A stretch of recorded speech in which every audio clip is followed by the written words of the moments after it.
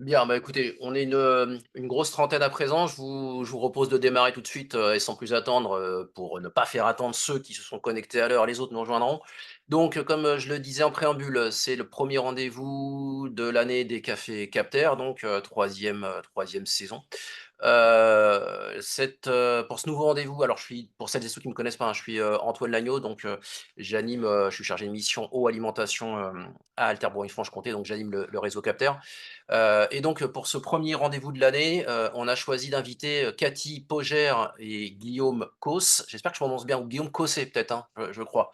Il me corrigera lui-même. Donc Cathy Pogère qui est chef du département, comme vous le voyez à l'écran, eau et milieux aquatiques, service biodiversité, eau et patrimoine de la DREAL, et Guillaume Cosset, chargé de mission gestion, quantitative, donc, également à la DREAL, service biodiversité, eau et patrimoine. Et tous les 2 vont nous parler donc dans quelques instants pardon, je vais vite avec ma souris, voilà, je vais y arriver, du quatrième comité régional, de l'eau qui s'est tenu en décembre. Donc on reviendra, un petit peu dessus, pour, évidemment, discuter de ce qui s'est dit à cette occasion, et puis, rappeler, peut-être, les grands points qui ont été discutés donc. Et puis on fera par contre un gros plan, on va s'attarder, sur les PTGE en Bourgogne-Franche-Comté. Donc avec nos 2 invités, bah, je vais tout de suite leur laisser la parole, sans plus attendre. Donc comme d'habitude, hein, à peu près 30-40 minutes de présentation, et puis ensuite des questions-réponses. Alors peut-être, mais je me tourne vers, Cathy et puis, Guillaume, mais éventuellement si j'ai des questions, et n'hésitez pas, celles et ceux qui participent, des questions dans le chat, je me permettrai de vous interrompre, pour justement, avoir quelque chose qui soit aussi également un peu dynamique, et puis ne pas attendre, forcément, la fin de vos interventions, en fonction donc encore une fois de ce qui arrivera ou n'arrivera pas, ça dépendra dans le chat. Voilà, bah, écoutez, je vous laisse la parole, Cathy et Guillaume, et puis, bah, on se retrouve dans une quarantaine de minutes à peu près. Ok, merci Antoine. Bonjour à tous. Donc, on va faire cette présentation à deux voix avec Guillaume, hein, qui est lui spécialiste de la gestion quantitative au sein du département au milieu aquatique, Guillaume Cosset, je profite. Et je vous parlerai, moi, avant ce qu'on a installé en politique régionale de l'eau. Alors, donc depuis novembre 2022, on a installé un comité régional de l'eau. Alors pourquoi c'était important pour notre région? Vous voyez la carte à droite de la diapositive, c'est notre région avec les 3 bassins hydrographiques. Donc, je ne sais pas trop si les personnes qui sont inscrites connaissent très bien la politique régionale, la politique de l'eau, pardon, ou pas. Donc, juste pour vous dire que la politique de l'eau, à la fois les documents de planification, mais aussi les politiques d'aide d'un des principaux financeurs, c'est à l'échelle hydrographique et pas à l'échelle administrative classique. Donc en fait, sur notre région, on est sur 3 bassins versants. Il y a 6 agences de l'eau, 6 grands bassins versants. Et nous, on est sur le bassin versant du Rhône, de la Seine et de la Loire. Donc sur notre région, on a l'intervention financière de l'agence Rhône-Méditerranée-Corse quand on est en orange. Quand on est en violet, c'est l'agence de l'eau Seine-Normandie. Et quand c'est en vert, c'est l'agence de l'eau Loire-Bretagne. Et puis sur ces 3 bassins versants, on a aussi un document de planification qui est ce qu'on appelle un SDAGE, un schéma directeur d'aménagement et gestion des eaux, ce qui veut dire que sur notre région, on a à la fois 3 documents de planification et 3 politiques d'aide différentes. Et si vous voyez la Côte d'Or, particulièrement, elle est sur les 3 bassins versants. Donc la complexité qu'on peut avoir sur notre région et particulièrement sur certains départements, c'est qu'on est partagé, c'est-à-dire que en fonction de la commune sur laquelle vous êtes dans le département de la Côte d'Or, vous n'êtes pas soumis au même schéma directeur d'aménagement et de gestion des eaux et pas non plus à la même politique d'aide. Ce qui veut dire que sur le département de la Côte d'Or, vous pouvez être financé à 30% pour des travaux de rénovation d'une station de traitement des eaux usées, par exemple, si vous êtes sur RMC, et puis être financé à 70% si vous êtes sur Seine-Normandie. Et donc, l'enjeu qu'on a, nous, enfin, tout service, opérateur de l'État et partenaires financiers, c'est d'essayer de garantir une homogénéité, enfin, la plus grande homogénéité sur le territoire, ce qui n'est pas forcément évident. Donc, pour ça, on a installé cette instance de gouvernance qui est le comité régional de l'eau.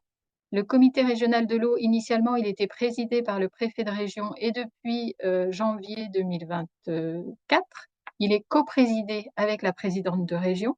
Donc, on a vraiment cette instance heu, de partage, d'échange, sur lequel, les acteurs régionaux sont invités pour travailler autour de la préservation de la ressource en eau. Et cette instance-là est aussi, pour nous, une instance qui permet de suivre, la déclinaison régionale du plan eau. J'en parlerai, tout de suite après. Ce qu'il y a d'assez notable aussi, c'est qu'à partir de janvier 2024, donc le comité régional de l'eau de janvier 2024, on a signé une convention de partenariat entre l'État, la région et les 3 agences de l'eau, aussi autour de la préservation de la ressource en eau. Donc l'idée là, c'était vraiment d'afficher qu'on a des objectifs communs, qu'on va tous dans le même sens et d'harmoniser au maximum, les politiques d'aide. Donc par exemple, je donnais l'exemple, qu'on pouvait être aidé, financé à 30 sur RMC et peut-être à 50 sur Seine-Normandie. La région calque sa politique d'intervention pour, compenser un peu, par exemple, sur RMC et puis donner 20 là, pour que ça soit à peu près égal avec Seine-Normandie. Voilà, c'est des choses comme ça qu'on essaye de travailler. Le comité régional de l'eau se réunit 2 fois par an et on est à peu près une soixantaine de personnes à chaque fois.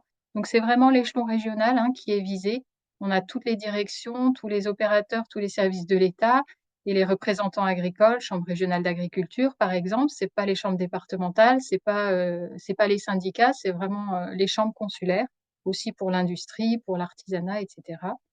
Des représentants, des EPCI, de l'association des maires de France également. Enfin voilà, c'est plutôt des représentants à l'échelle régionale de de de chaque acteur de l'eau. Je vous ai mis en lien, donc on vous transmettra le diaporama et donc en lien, vous pouvez accéder à tous les documents, des 4 comités régionaux de l'eau, sur le site internet de l'Adréal. Alors je le disais, le comité régional de l'eau, il sert aussi, pour, nous, à suivre le plan eau. Donc, je vous fais un petit rappel du plan eau. Le plan eau, il a été annoncé par le président de la République en personne en mars 2023. Donc il faut vraiment avoir en tête, présenté par un président de la République, c'est qu'il est vraiment très porté politiquement. C'est avant tout un plan de sobriété. Il y a un objectif qui est extrêmement ambitieux, qui est de réaliser 10 d'économie d'eau entre 2019 et 2030. Et on a 53 mesures dans ce plan national qui contribuent à 3 axes. On a un axe d'organiser la sobriété des usages pour tous les acteurs, c'est-à-dire pour réaliser des économies d'eau. Optimiser la disponibilité de la ressource en eau. Là, on vise plutôt ce qu'on peut appeler, par exemple, les eaux non conventionnelles. Est-ce qu'à la place de l'eau potable, on ne peut pas plutôt utiliser, de l'eau usée traitée ou de l'eau de pluie? Et puis la préservation de la qualité de l'eau. Et là, il y a aussi un enjeu par rapport à la disponibilité, c'est-à-dire qu'une ressource en eau qui est polluée, forcément, elle va être, on va plus pouvoir l'utiliser pour certains usages et ça diminuera d'autant la disponibilité de la ressource en eau, d'avoir une ressource en eau qui est polluée. Alors sur la région Bourgogne-Franche-Comté, on s'est, tout de suite approprié ce plan eau. On en a fait une déclinaison régionale en 19 actions et 7 priorités. Donc il a été annoncé en mars 2023 et au comité régional de l'eau de juin 2023, on l'a fait valider, on a fait valider ses priorités et ses actions par le comité régional. Alors nos 7 priorités, donc la première, je vais pas du tout la développer puisque Guillaume reviendra, tout de suite après sur le sujet, c'est de déployer, pardon, des projets de territoire pour la gestion de l'eau. Notre deuxième priorité, c'est accompagner 16 industriels les plus consommateurs en eau vers davantage de sobriété. Pour avoir un ordre de grandeur, ces 16 industriels, ils sont responsables de 80 des prélèvements industriels en eau. Donc vraiment notre objectif, c'est de dire si on arrive à travailler avec ces 16 là et qu'on arrive à réduire leurs prélèvements, on aura fait déjà pas mal de travail sur la région. La troisième priorité, c'est d'accompagner l'élevage dans son adaptation au changement climatique et notamment la sécurisation de l'abreuvement. Ça rejoint ce que je vous disais tout à l'heure sur, les eaux non conventionnelles. Donc c'est vrai que sur, ce qu'il faut avoir en tête aussi, c'est que en région Bourgogne-Franche-Comté, en volume, il y a très peu d'irrigation et au niveau agricole, l'enjeu sur les prélèvements, il est vraiment sur l'abreuvement du bétail, à la fois pour la filière comté, mais aussi, dans le Charolais. Et là, pour sécuriser, puisque l'abreuvement se fait en partie par l'eau potable. Quand on a des sécheresses, pour sécuriser cet abreuvement, on souhaite, mobiliser les eaux pluviales et c'est-à-dire pousser un maximum d'agriculteurs à récupérer l'eau de pluie, la traiter et la réutiliser ensuite, pour l'abreuvement. Donc ça, c'est un travail qui est en cours avec, la DRAF et la chambre régionale d'agriculture. Hem, une autre priorité, c'est celle d'accompagner des projets phares labellisés solutions fondées sur la nature. Alors solutions fondées sur la nature, il y en a plusieurs, hein. Ça peut être, plutôt en zone rurale, ça va être plutôt de la restauration morphologique des cours d'eau, c'est-à-dire que là où on a, un cours d'eau, en ligne droite parce qu'il a été extrêmement artificialisé, on va remettre des méandres. L'objectif, c'est de garder l'eau sur le territoire, c'est-à-dire qu'on ralentit l'eau. L'eau va s'infiltrer, va recharger les nappes. Il y a aussi des gros bénéfices sur la prévention des inondations. De nouveau, on ralentit l'eau, donc il y a moins d'inondations en aval. Mais les solutions fondées sur la nature, ça peut être aussi plus urbain et là, on va être plutôt sur des solutions, des actions de désimperméabilisation des sols, d'infiltration de l'eau de pluie et cetera. Voilà, ça c'est, vraiment quelque chose qu'on pousse, cette année, au niveau des services de l'État. Donc on va organiser un séminaire, en juin cette année avec, l'Office français de la biodiversité et les agences de l'eau. On est en train de travailler sur des retours d'expérience pour, montrer qu'il y a des communes qui l'ont fait, montrer pourquoi elles sont contentes de l'avoir fait, combien ça a coûté et cetera. Et puis on travaille aussi sur ce qu'on appelle, des projets emblématiques. Donc sur la région, on en a choisi un par département et notre objectif, c'est de le faire absolument émerger. Donc c'est voilà, c'est de la restauration morphologique, par exemple, des cours d'eau qui ont un peu de mal à émerger pour, tout un tas de raisons et l'idée, c'est de mobiliser, le corps préfectoral pour faire émerger ces projets-là. Une autre priorité, c'est la reconquête de la qualité des captages prioritaires. Pareil, ordre de grandeur, on a 136 captages prioritaires en région Bourgogne-Franche-Comté. C'est la deuxième région de France qui en compte le plus, après la région Grand Est. Donc on a vraiment une grosse problématique sur ce sujet-là, particulièrement, hein, sur les départements, de la Côte d'Or, de l'Yonne et de la Haute-Saône, là où il y a des grandes cultures. Ça fait une vingtaine d'années qu'on a des actions déjà sur les captages prioritaires. Pour autant, on n'arrive pas à reconquérir la qualité de la ressource en eau. Donc on sait on a encore du travail, on a encore des solutions à trouver et c'est pareil, c'est une de nos priorités, 2025, côté État. Une autre priorité, c'est celle de mettre en place une instance de dialogue sur, chaque sous-bassin de la région. Heu Donc là, c'est pareil, enfin, la politique de l'eau, elle est vraiment, co-construite avec l'ensemble des acteurs et l'objectif, c'est que chaque sous-bassin versant, il y ait une instance, autour de laquelle tout le monde peut venir échanger sur la préservation de la ressource en eau. Donc là-dessus, on a fait un état des lieux et un diagnostic sur la région. C'est en cours et c'est pareil, enfin, une grande partie des territoires, en Bourgogne-Franche-Comté, on a quand même déjà une instance de dialogue qui existe. Et notre objectif, c'est de réussir à les faire émerger là où pour l'instant il y en a pas encore. C'est pas énorme. On est quand même plutôt bien lotis au niveau de la région.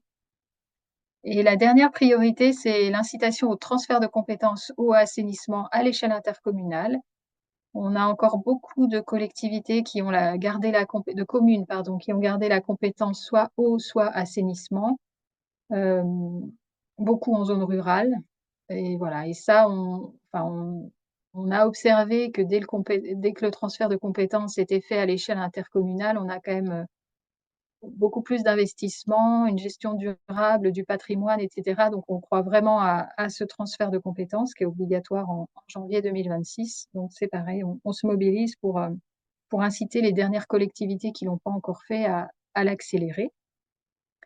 Donc ces 7 priorités-là sont suivies régulièrement par le comité régional de l'eau. On fait état, de l'avancement, à tous les partenaires et puis voilà, enfin chacun est libre d'apporter des solutions, là où il y a des choses qui avancent pas suffisamment vite.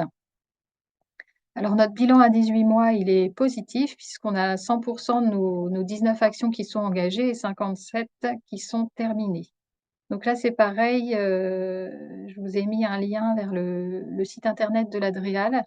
Vous voyez à droite une plaquette, c'est une plaquette qu'on remet à jour tous les 6 mois pour faire l'état d'avancement de ces 19 mesures et de ces 7 priorités. Je crois que j'ai terminé. Oui, alors j'ai terminé et donc je vous parlais de la priorité de déployer les projets de territoire pour la gestion de l'eau. Donc je vais laisser la parole à Guillaume pour Alors en peut-être, parler. Est-ce qu'on peut faire une pause? ouais, peut-être Cathy. Ouais. J'ai au moins 2 questions dans le chat. Je ne sais pas si tu les vois ou pas, mais en tous les cas, si tu les vois pas, je vais te les poser moi. Donc, il y a, d'une part Laure Bégeot, du syndicat du bassin de Louche, qui, demande pourquoi les syndicats n'ont pas été intégrés dans les comités. Ça, c'est la première question. Et la deuxième question de Stéphanie Cuenin de Tram et Territoire qui est, je lis, les actions visent les activités agricoles. Comment les ménages sont-ils sensibilisés au fait de diminuer leur consommation? Quelle traduction au niveau des règles d'urbanisme? Exemple, interdiction de construire des piscines. Puis j'ai une autre question qui vient d'arriver euh, et je t'en parle après. Voilà. Alors, les syndicats, alors je sais pas, est-ce que ça vise pas les syndicats agricoles, plutôt les syndicats de bassin versant ou les syndicats de rivière? Peut-être Laure, du coup, pas poser la question en direct, si vous nous entendez. Oui, c'est ça. Je voulais. Donc, nous, les syndicats du bassin de Louche, donc syndicats de rivière, je me demandais pourquoi les syndicats de rivière, voire même plutôt les clés, n'ont pas été intégrés dans ce comité régional. Bah, alors, enfin, ça a été un choix, enfin, et c'est un choix qu'on réinterroge régulièrement à chaque fois qu'on organise un comité régional de l'eau. C'est vrai que le choix initial, donc ça a été initié par le préfet Robin. L'idée, c'était d'avoir un nombre assez restreint de partenaires. C'était, enfin voilà, initialement, c'était pas plus de 20-30 personnes autour du préfet pour que ça soit Certes, vraiment une instance de dialogue et de décision. oui, mais alors justement, les clés sont déjà des instances de dialogue et qui regroupent de multiples partenaires et acteurs. Donc, enfin, les clés avaient complètement leur place dans le comité régional. J'ai trouvé ça hallucinant, en fait. Et quand je vois les actions qui sont visées, voilà, on n'est pas associés et on vient encore à la fin. Enfin, je trouve ça assez curieux. Alors, c'est le choix qui a été fait initialement, hein, je le redis, et c'était vraiment, on visait enfin, des partenaires régionaux. Et c'est pour ça que l'échelle, les gens qui sont invités ne sont que des partenaires régionaux. Ponctuellement, on peut avoir des syndicats de bassin versant qui interviennent pour témoigner. Mais c'est vrai que voilà, le choix a été fait, enfin, c'est le choix initial qui a été fait. Mais comme je le disais, à chaque comité régional de l'eau, en fonction de l'ordre du jour, on se pose la question de l'élargir, d'inviter plus de personnes. Et c'est vraiment en fonction de l'ordre du jour que l'arbitrage se fait. Ouais, bon, j'entends, hein, mais je trouve que voilà, définir un plan d'action sans les clés, c'est vraiment regrettable. On travaille quand même justement sur toutes ces actions. Enfin, oui. Oui, oui, oui. Mm. Bien. Euh, je te laisse répondre à la Pour deuxième. ce qui est de la deuxième question, alors effectivement, pour sensibiliser tout ce qui est les ménages, donc c'est globalement de l'eau potable. Souvent sur les territoires en déséquilibre quantitatif, on met en œuvre des projets dont je vais parler juste après. Et via ces projets, on mène des actions de sensibilisation, que ce soit auprès, par exemple, des écoles pour les enfants, que ce soit auprès des élus, pour qu'ensuite les élus puissent sensibiliser les habitants qu'ils représentent. Après, de manière plus réglementaire, donc c'est via les documents d'urbanisme, donc les plans locaux d'urbanisme, les schémas de cohérence territoriale, les SCOT. Et pour tout ce qui pourrait être, par exemple, l'exemple de la construction des piscines, alors bon, aujourd'hui, l'interdiction de construire des piscines, ne se fait pas énormément, mais on a quand même certains documents d'urbanisme en France où ça se fait aujourd'hui. Sur la région, il me semble que c'est pas encore totalement d'actualité, mais ça pourrait le devenir parce qu'on travaille vraiment sur une cohérence entre l'aménagement du territoire et la disponibilité de la ressource. Donc effectivement, la construction d'une piscine qui nécessite un certain volume de remplissage, ça peut questionner, notamment dans un cadre de changement climatique. Cependant, on a quand même la gestion conjoncturelle avec les arrêtés sécheresse, où en fonction de l'état actuel du cours d'eau et donc de si on est en situation de crise, d'alerte ou d'alerte renforcée, il y a la réglementation sur le remplissage des piscines. et on se retrouve souvent avec une interdiction de remplir des piscines. Donc, la gestion, on va dire, conjoncturelle l'été met quand même en place une certaine interdiction par rapport à ça. Donc voilà. Merci. Merci Guillaume, merci Cathy. Et sur le débat concernant les clés, je suppose que vous vous rapprocherez les uns les autres pour prolonger, Oui. prolonger la discussion. Euh, Quoi qu'il en soit, j'ai pas d'autres pour l'instant questions, mais comme je le disais en préambule, ne pas hésiter à poser les questions dans le chat. Et je donne la parole du coup à Guillaume pour poursuivre sur les PTGE en tant que tel. Guillaume, c'est à toi. Donc, la dernière question, c'était une très bonne transition puisqu'on a parlé de gestion conjoncturelle, l'été, de gestion un peu plus structurelle. Bon, alors, la gestion de l'eau, il y a ces deux gestions. Initialement, ce qui se passait, c'est que l'été, les niveaux des cours d'eau, ils descendaient en dessous de certains seuils. Et donc, on prend tout simplement des arrêtés de restriction des usages sécheresse en fonction de la gravité de la situation. Donc, c'est purement régalien. Donc, avec le changement climatique et les fortes sécheresses de ces dernières années, ça nécessite de repenser ce modèle et en fait d'anticiper ces arrêtés de restriction des usages. Donc, ça demande au préalable de se concerter pour voir ce qu'on peut mettre en œuvre pour justement avoir moins recours à la prise de ces arrêtés. Donc, c'est de là d'où vient l'instruction de 2019. Donc, c'est une instruction nationale qui est relative à la mise en place, des projets de territoire pour la gestion de l'eau, où l'objectif, globalement, c'est de rassembler tous les usagers de la ressource, que ce soit les agriculteurs, les industriels, les collectivités pour l'eau potable, les opérateurs comme Voies navigables de France, par exemple, pour la gestion des canaux. Et autour de cette table, on va faire un diagnostic de la ressource et on va se mettre d'accord sur le partage qu'on peut en faire et les actions qu'il faut mettre en œuvre pour la garantir.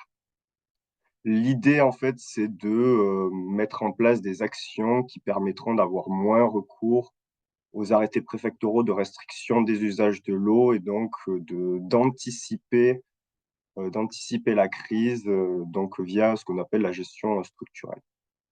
L'État, il accompagne globalement le déploiement de cette démarche de PTGE, ce qui permet il la cadre et aussi il valide les différentes étapes, c'est-à-dire qu'il assure un peu, il est garant un petit peu de la démarche, il s'assure que tous les usages sont bien représentés, qu'il n'y en a pas un qui va prédominer sur l'autre. Il permet un petit peu de bien faire la conciliation entre tous les usages et que cette démarche soit équitable pour tout le monde et que ça permette de préserver au mieux la ressource.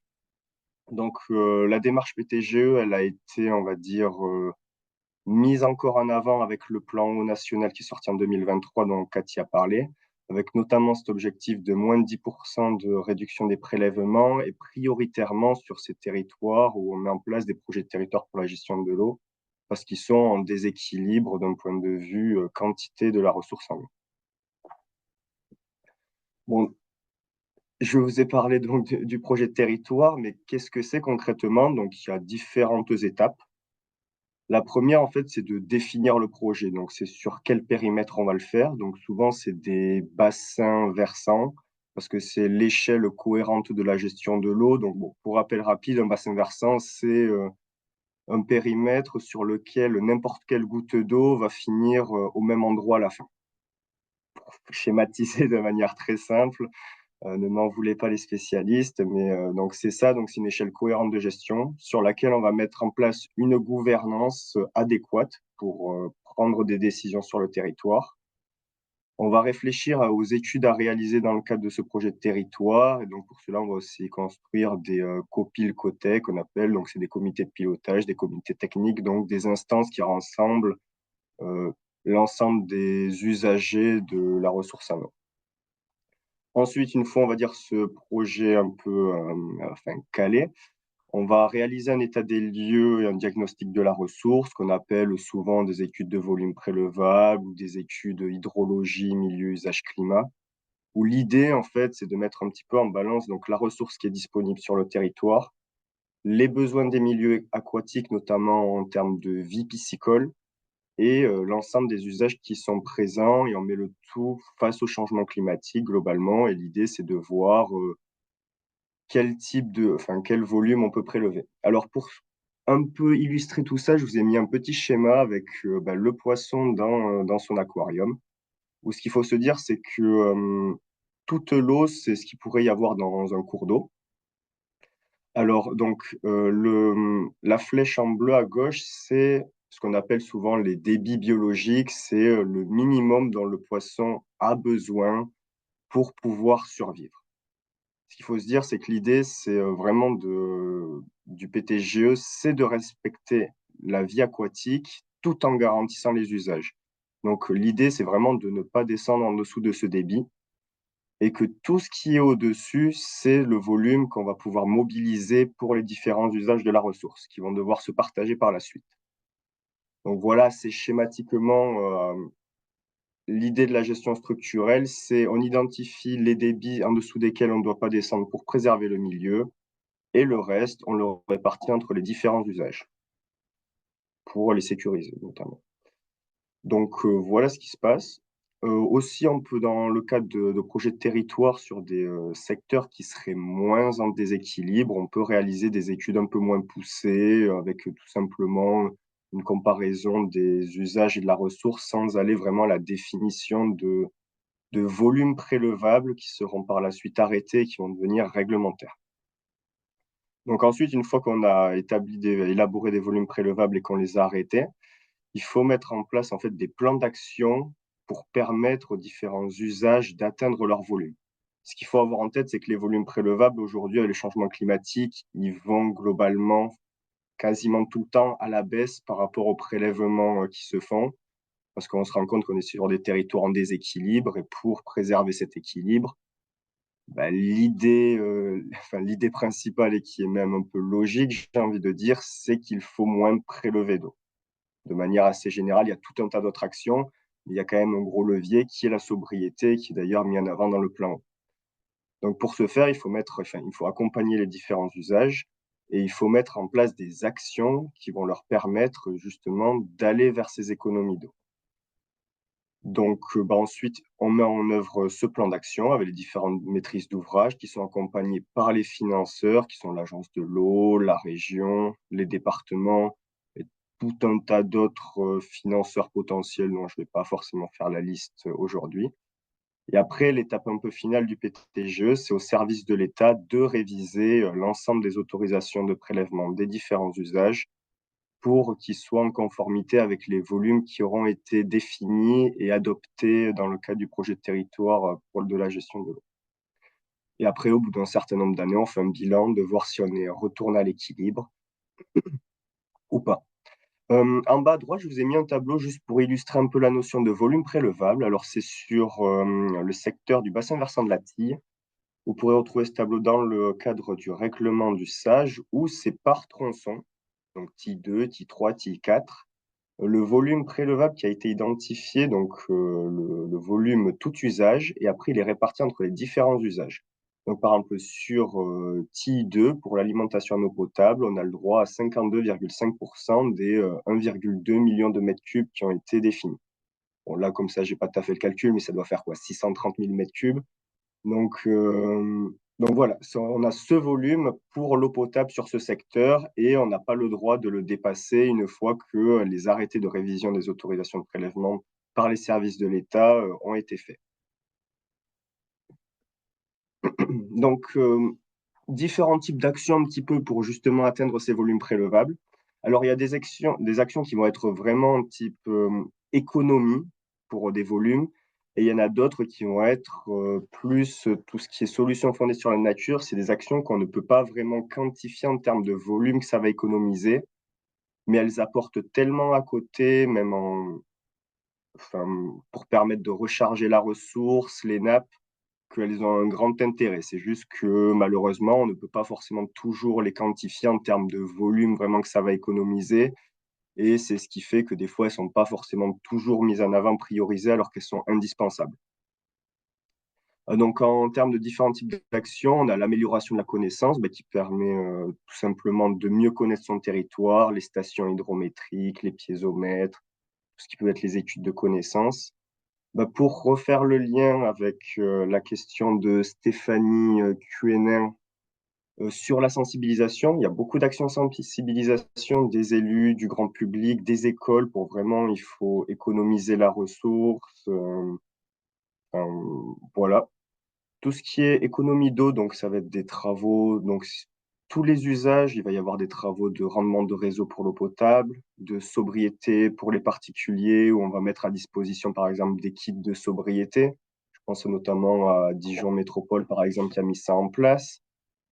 Il y a aussi l'amélioration des process industriels, où par exemple l'Adréal, bon, c'est pas pour nous faire de la pub, mais on suit vachement c'est les gros industriels et on cherche à réduire leurs prélèvements notamment.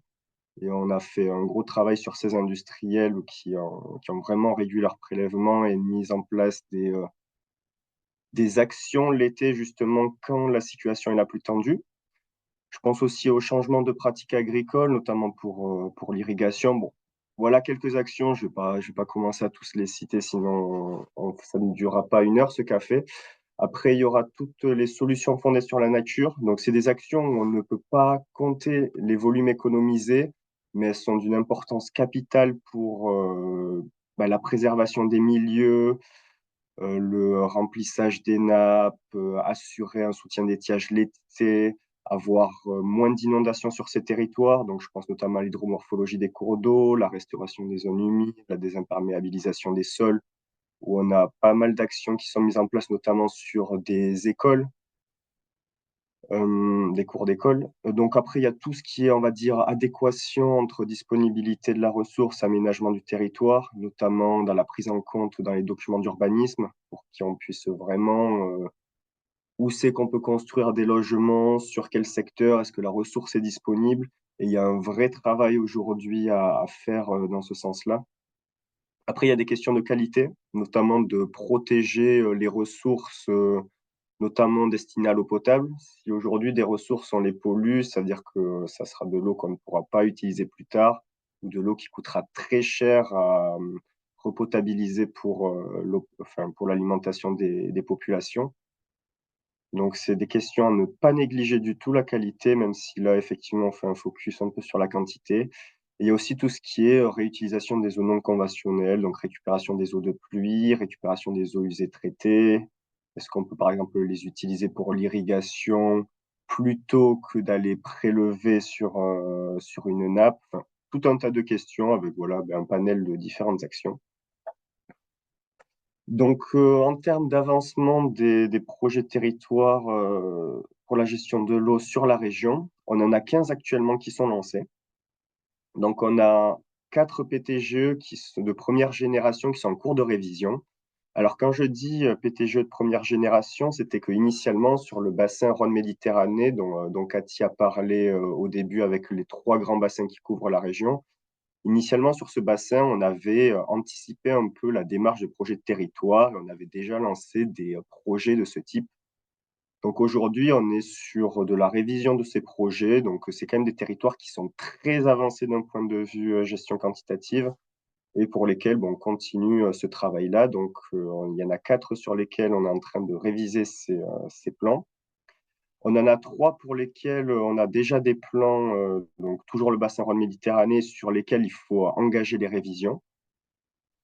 Donc ensuite, on a vraiment 4 PTGE qui sont en cours d'élaboration et qui sont issus de l'instruction nationale de 2019. Donc bon, je vais en citer quelques-uns. On a sur Armançon, l'Oignon en Haute-Saône, le Doubs des Soupes dans le Doubs, le nord du Jura qui s'est lancé dans le Jura. Puis on en a 4 qu'on souhaiterait engager via une stratégie régionale qui avait été signée par le préfet en 2022, si je ne dis pas de bêtises. Donc notamment Laroue en Saône-et-Loire et après beaucoup vers le territoire de Belfort et le Doubs, ce qu'on appelle le Nord-Franche-Comté, car il y a des vraies questions de sécurisation de l'eau potable là-bas. Donc voilà globalement pour l'avancement de la région. Ensuite, on a quand même de nombreuses études en cours, donc des études qui vont permettre d'acquérir de la donnée et pouvoir mettre en place en fait des PTGE par la suite. Donc, on a des études départementales sur Lyon, la Côte d'Or, la Saône-et-Loire. On a également des études hydrologie, milieu, usage, climat qui sont donc ça, c'est le côté Loire-Bretagne des études, qui sont des études très intéressantes et qui apportent un vrai diagnostic de la ressource et qui permettent de définir des volumes prélevables pour lesquels on n'a plus qu'après à élaborer des plans d'action. Donc, on a les calcaires du Nivernais, donc c'est les études en rose, pardon. Donc, on a les calcaires du Nivernais dans la Nièvre et le Sornin au sud de la Saône-et-Loire. On a également des démarches de concertation, plus de type dialogue, où c'est beaucoup de réflexion autour du futur qu'on peut mener, notamment sur l'Arroux, en Saône-et-Loire. Et on a également des grosses études de changement climatique sur la ressource en eau. Donc, bon, c'est tout le jaune parce qu'en fait, il y en a une grosse qui est actuellement lancée sur tout l'axe Saône-Doubs. Donc, ça prend globalement tout la côté Franche-Comté de la région. Et on en a une autre donc sur le parc national du Haut-Jura, donc en bas à droite dans le Jura. Donc voilà pour ce qui est des études en cours. Donc c'est des études qui ont pour certaines vocation à devenir des projets de territoire pour la gestion de l'eau. Pour d'autres, c'est des premières étapes vers l'élaboration de ces projets. Le constat qu'on peut en faire, c'est qu'avec toutes ces études et même ce qui est lancé sur la région, c'est qu'on est quand même une région où il y a initialement, on n'est pas vu comme une région avec énormément de problèmes dans le sens où les usages ne sont pas prédominants, type l'irrigation qu'on peut voir dans d'autres régions comme PACA, Auvergne-Rhône-Alpes, ou toutes les actualités qu'il y avait pu avoir dans Charente-Maritime, les Deux-Sèvres. Mais malgré en fait qu'on ait peu d'usage entre guillemets, on a quand même peu de débit dans les cours d'eau, ce qui nécessite qu'on ait quand même une réelle prise de conscience, notamment face au changement climatique. Et donc, on voit quand même que mine de rien, il y a beaucoup de choses qui sont lancées et c'est encourageant et j'espère que ça va continuer. S'il y en a qui portent des projets et qui sont dans cette réunion, je vous encourage à continuer. Voilà. Donc, il me semble ah non, il reste une petite dernière diapositive, un petit peu sur les ressources, notamment la DREAL qui a élaboré un certain nombre de documents pour aider les différents porteurs à se lancer dans les PTGE ou pour même, de manière plus générale, si quelqu'un cherche des informations sur les PTGE, sur la région, à avoir ces réponses tout simplement.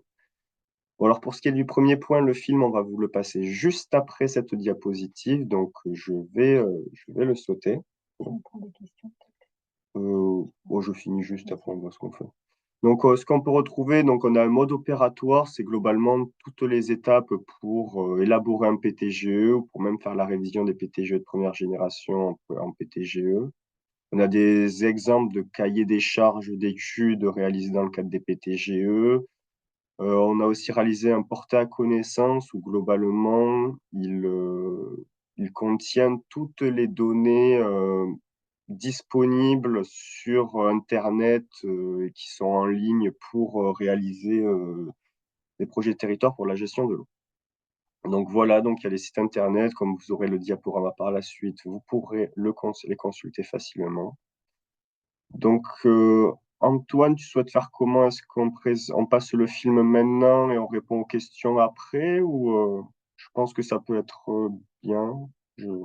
On va passer le film. J'ai effectivement pas mal de questions dans le chat, puis peut-être qu'il y aura des questions posées directement à l'oral. Il est 10h13, donc on va essayer de faire vite. Alors le On film. arrête le partage, on te laisse. Voilà, exactement. Moi, je mets en route le partage de mon côté pour vous diffuser le film, et puis on reprend les questions juste derrière. Préservons la ressource en eau en région Bourgogne-Franche-Comté. Le contexte hydrographique de Bourgogne-Franche-Comté est varié. Rivières, lacs naturels, plans d'eau artificiels et canaux. Une grande partie du territoire est couvert par un réseau souterrain karstique qui induit une vulnérabilité tant quantitative que qualitative. La consommation d'eau potable est l'usage principal de notre région. L'artificialisation des milieux naturels combinée au changement climatique accélère le déséquilibre entre prélèvements et ressources. La gestion de l'eau repose sur un projet de territoire. Concerter, restaurer, réduire, substituer et préserver sont les 5 actions à mener pour protéger la ressource en eau sur notre territoire.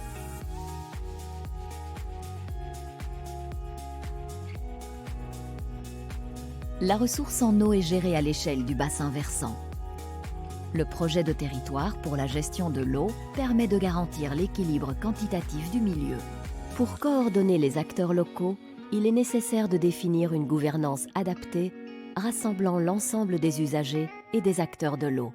Connaître et partager les usages et la ressource en prenant en compte l'évolution du climat sont indispensables pour définir et mettre en œuvre les actions.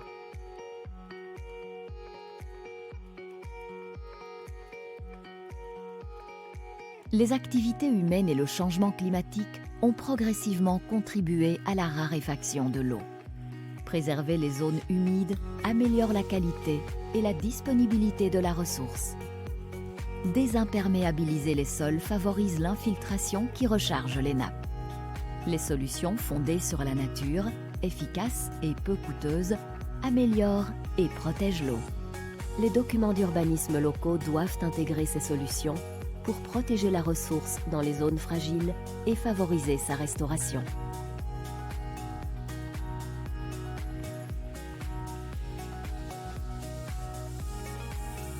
Par des actions de sobriété, chaque acteur peut contribuer à améliorer la situation à son échelle.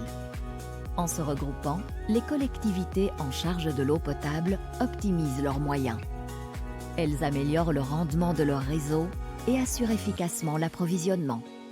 Les particuliers peuvent adapter leurs gestes quotidiens. Les agriculteurs peuvent adapter le choix de leur culture au changement climatique et réduire leur consommation en améliorant leur système d'arrosage. L'industrie peut optimiser ses process et utiliser les meilleures techniques disponibles. C'est grâce à ces actions combinées que l'on pourra atteindre les 10% de réduction fixés par le plan Eau national à l'horizon 2030.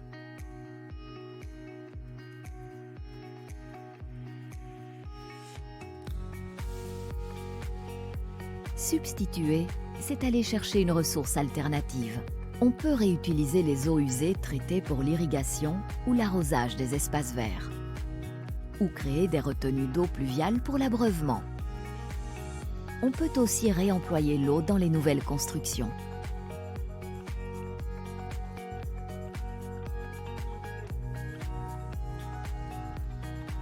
Il est nécessaire de reconquérir et de pérenniser la qualité de l'eau. Une eau polluée devient impropre pour certains usages.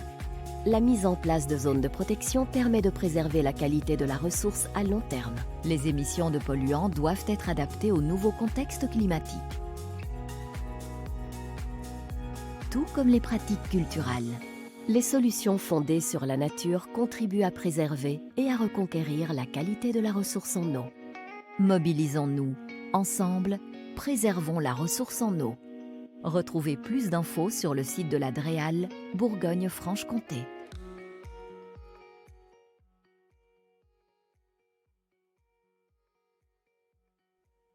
Voilà, j'espère qu'il y avait le son, dans ce que j'ai diffusé. Je suppose que oui, parce que j'aurais eu des réactions sinon.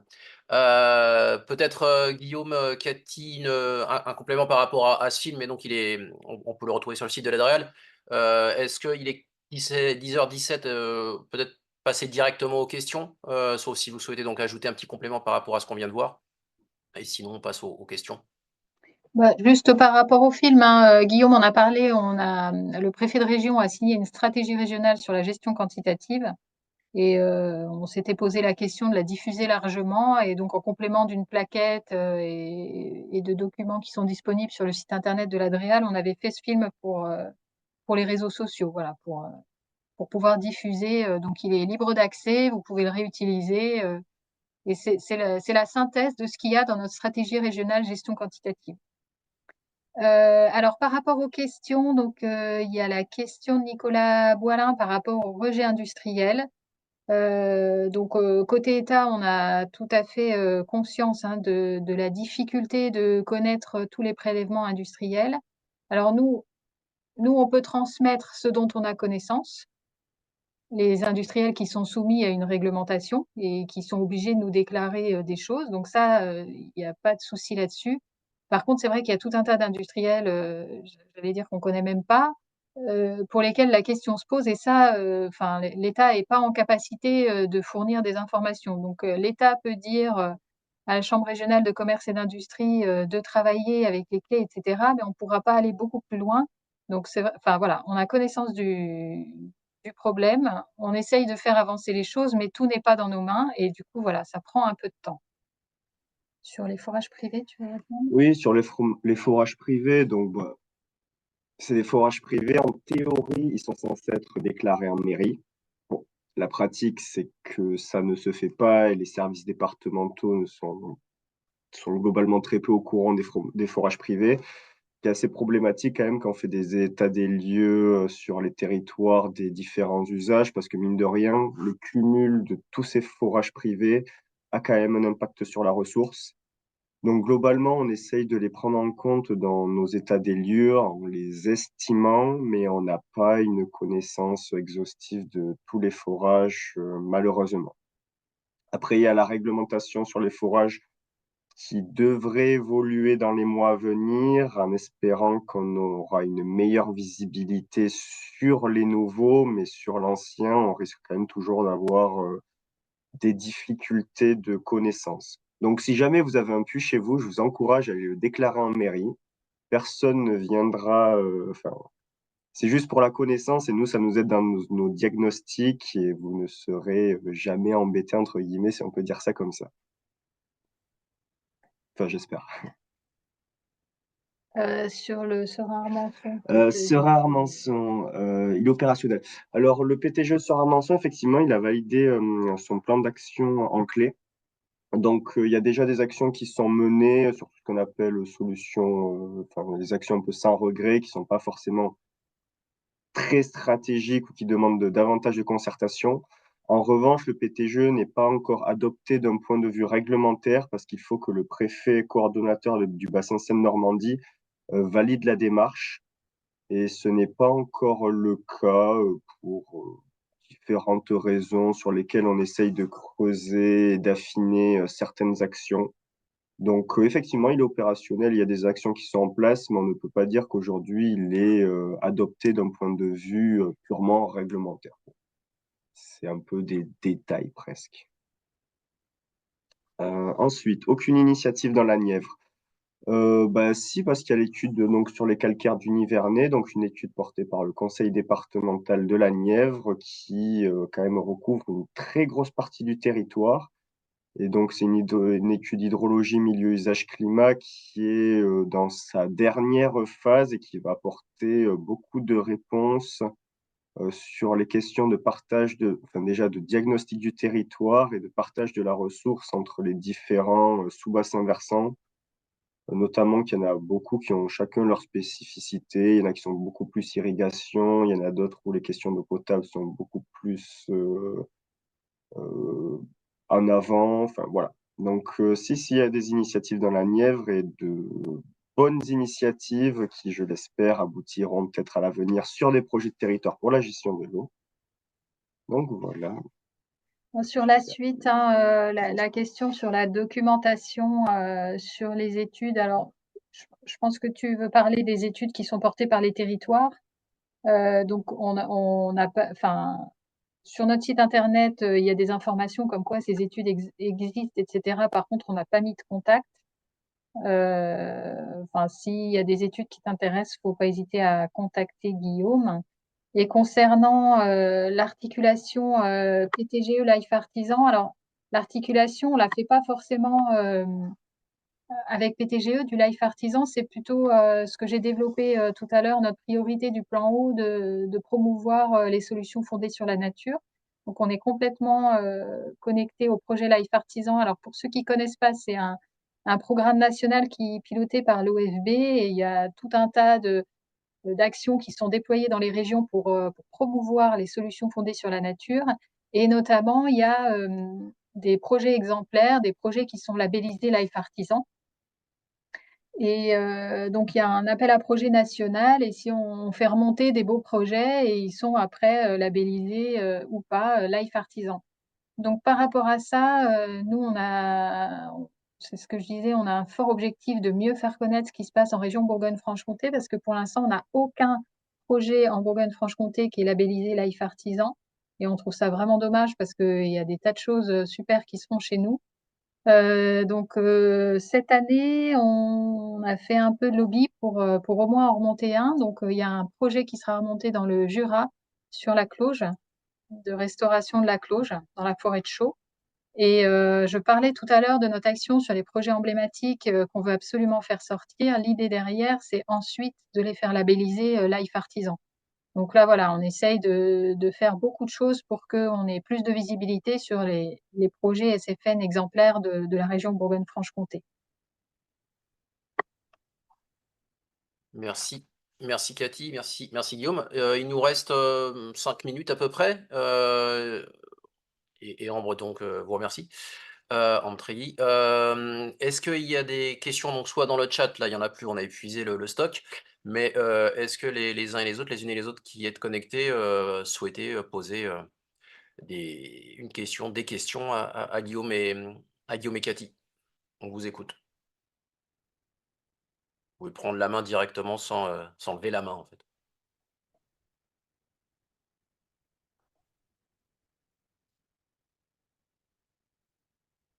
On dirait que Cathy et Guillaume ont été très clairs. Est-ce que vous souhaitez apporter des compléments, peut-être en attendant une réaction ou une question sur des points sur lesquels vous n'auriez pas fini de détailler peut-être certains aspects? Moi, j'ai une question, Catherine Schmitt. Est-ce que vous m'entendez? Très bien. Très bien. Vous parlez d'une étude globale sur le département de l'Yonne. Comment on peut avoir des infos là-dessus? Du coup, je suis désolée, je n'ai pas entendu la fin de la question.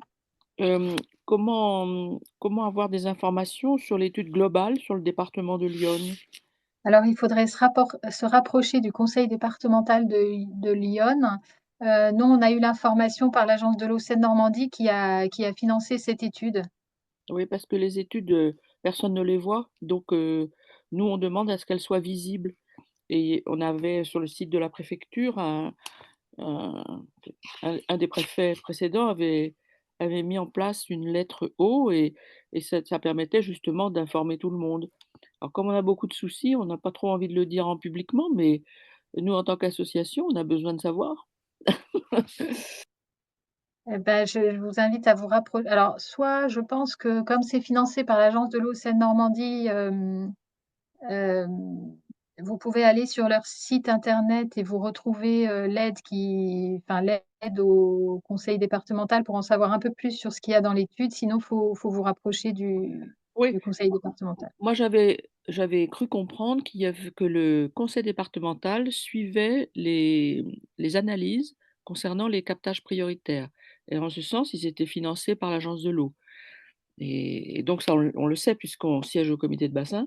Mais ce qui leur ressort n'est jamais diffusé. Alors, sur les captages prioritaires, je ne peux pas vous dire, mais en tout cas, là, sur l'étude sur la ressource et les usages, comme c'est du financement public par l'agence de l'eau Seine-Normandie, normalement, c'est disponible au grand public. Mais l'étude commence, donc il n'y a pas forcément de conclusion immédiate.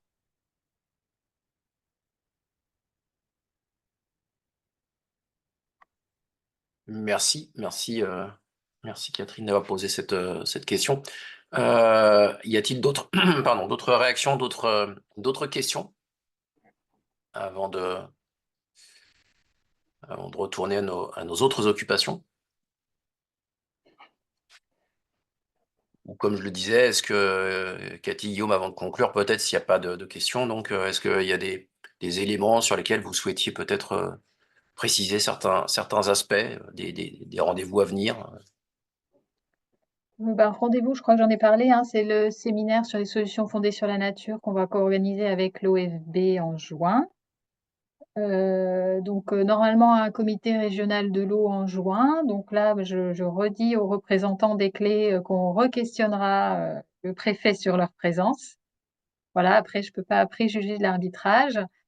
Voilà, et puis n'hésitez pas à contacter l'Adréal si vous avez des questions sur ce plan eau. Enfin voilà, il n'y a pas de souci. N'hésitez pas à revenir vers nous. Bien, je crois que le message est passé sur le fait qu'on peut revenir vers vous sans problème.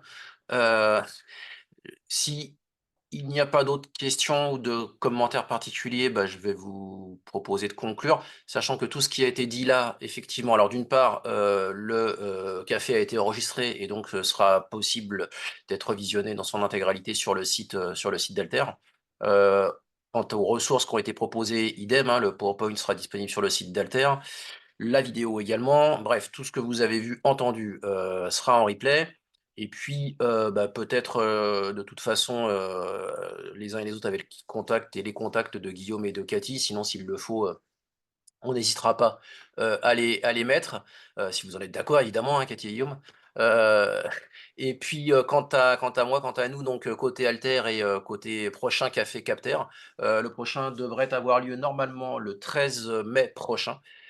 Et l'invité sera Terre de Liens pour donc ce Café Capter de mai et non pas de juin. Donc le 13 mai, le prochain Café Capter avec Terre de Liens. Voilà, bah écoutez, il est 10h30. Je vous remercie beaucoup, Guillaume et Cathy, de cette présentation. Merci beaucoup également aux nombreuses et nombreux participants. On a battu un petit record pour le Café Capter, pour l'anecdote, aujourd'hui. Donc, on est bien content d'avoir invité Cathy et Guillaume et on vous réinvitera pour battre un nouveau record s'il le faut et faire monter les chiffres de fréquentation du Café Capter. En tous les cas, bonne continuation à toutes et toutes, bonne journée, et puis à très bientôt et merci. Au revoir. Merci. Merci, au Bonne journée, revoir. au revoir.